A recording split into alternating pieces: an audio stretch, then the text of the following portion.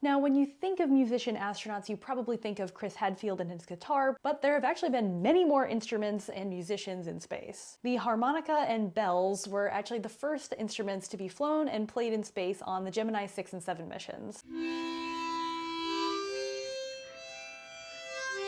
Space shuttle missions enabled bigger instruments to start coming up to space, which meant that we got our first saxophone and flute. Now, in the space station era, some instruments have actually been able to call the space station home, including that famous guitar from Chris Hadfield, as well as more flutes and saxophones. Japanese instruments were actually flown up to the International Space Station when 2 Japanese astronauts were on board the space station together for the first time. Soichi Noguchi played a bamboo flute known as a ryuteki. Naoko Yamazaki played a miniature version of a stringed instrument known as a koto. Some astronauts have made their own instruments. NASA astronaut Don Pettit constructed his own didgeridoo while in orbit.